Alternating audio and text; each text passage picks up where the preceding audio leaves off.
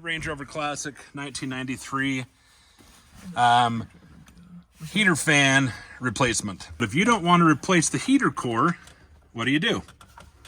Well, this is what we're doing. We're going to show you. Eli has done most of everything, and now we're just at the last point. So the first thing you want to do is cut the AC shroud cowling in half. Just trim it so you can pull the center section out that blows the cooled air through the vents. And then you're gonna lift the upper dash off. You bet, got her? Almost. So the bottom under dash has to be dropped down. All of the center vent fascia has to come off.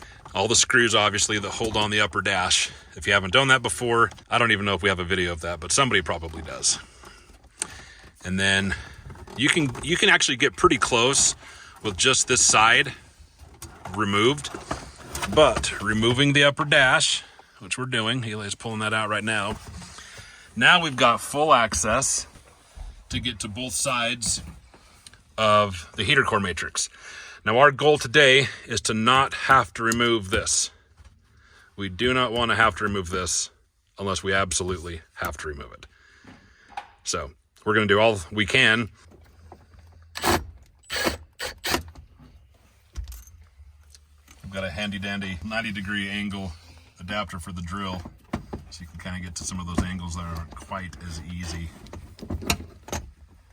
If you've got something better, utilize it. If not, Good luck. yeah, good luck. The best you can.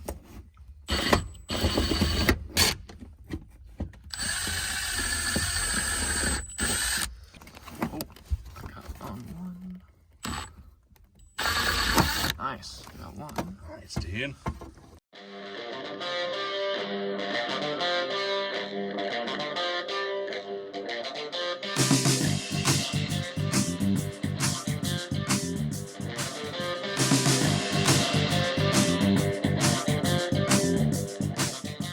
What's in there? So rest that out. Yeah. Move it out of the way at least. I don't know, you have to come over here. Like, you gotta see what's in that. Holy crap. Oh yeah, there's all kinds of shit in there. That's insane. All right, well, we're close. Yeah, that thing is just nasty. We may need to remove the other side as well. Don't be angry. That should be easier. Alright, I'm gonna deck you. 4 more. So again, once you remove the upper dash, you've got much greater access to these screws. You can kind of fight it with the upper dash on, but it's not worth it. yeah, I mean, it doesn't take that long, does it, Eli, to get the upper dash? No, not really. I mean, if it's a first time, it might be a bit of a pain, but I'm so glad that's magnetic. Oh yeah, you're losing everything. Got one at the very top, but he's not doing that one yet.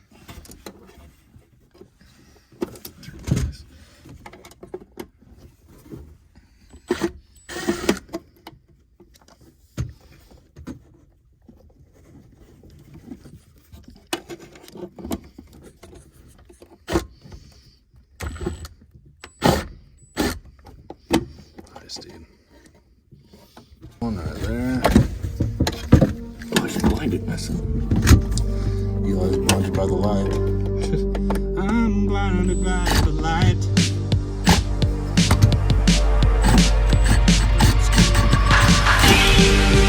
Why did I always drop the last one? Holy shit. Pull that off. Look at that, dude. The foam's falling down in there. Look at all the crap in there. disintegrated. So what I did yesterday was the motor has 3 plastic brackets that are molded into the housing that hold it. So you got to get those broken loose. And again, remember, our goal is to not remove the heater core at all. So took a screwdriver, heated it with some MAP gas, and just melted those brackets free from the motor.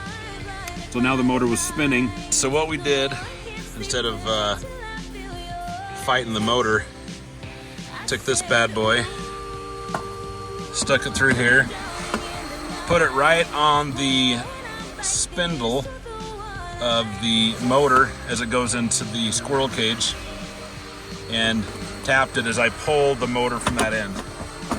So there's the old motor down there. As you can see, the squirrel cage is still in there. So we're gonna try and utilize the same squirrel cage, and we're gonna clean off those brackets that are still there. So there's a flush surface so that the bracket from Atlantic British will have enough surface area to mount this up against.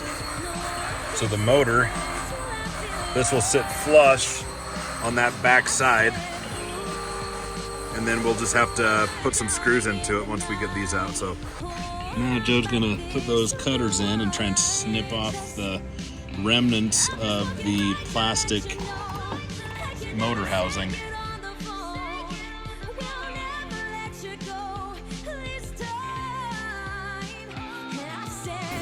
Atlantic British tells you to remove the heater core matrix and get a Dremel tool in there, grind everything off.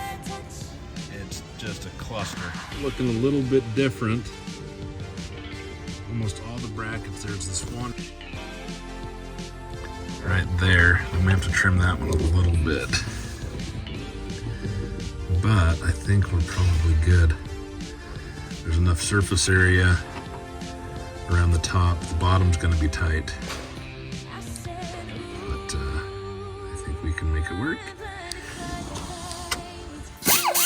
We've got a little more cutting to do. You can't just stick in the kit they give you. You gotta get a little more plastic out, and that's what Joe's gonna do here. Is gonna use a little tiny cutting wheel and try and make a little bit more room for that motor mount.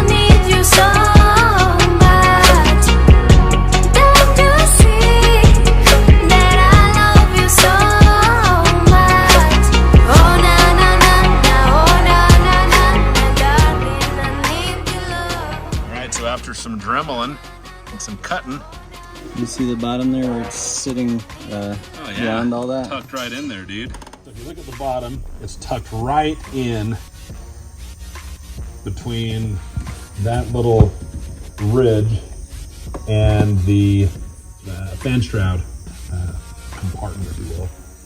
And then, did you have to do any cutting at the top? I cut that ear off that was hanging out. Okay, so yeah, that layered plastic at the top, you can see it. I'll just put an arrow there. So once that's trimmed off, and if you knock to the bottom, you don't have to pull the entire thing out. So now the trick is getting it lined up to put some those rivets in. I think if I use some masking tape, I could get it to stick centered, and then I can make my marks where the holes are going to be.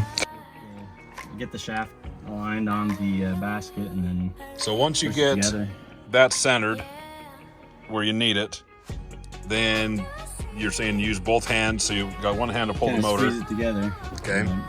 But the most important thing is getting the ring that clamps the motor down as centric as possible, because there's pretty tight clearance around the squirrel fan to where it could impact part of the housing on front to back, bottom, top. So just making sure that's aligned as centered as possible, I think, is most important. Okay, we're getting close to the downside to the Atlantic British kit is if the mounting bracket gets bent or tweaked at all, or you don't have it in there just right, you're gonna get some rubbing from the squirrel cage fan. So right now we're gonna try and hook up some power to the motor, and which I highly recommend you guys do before you go to all the trouble of, like we're doing. Don't put it all back together without testing to make sure that it's golden. And hook power, don't just spin with your hand. Get some power going to it, get the RPMs running, and make sure that she's not gonna rub, because you do not want to tear this thing apart again. You ready? Yep. Wow, see, that's why you want to test it.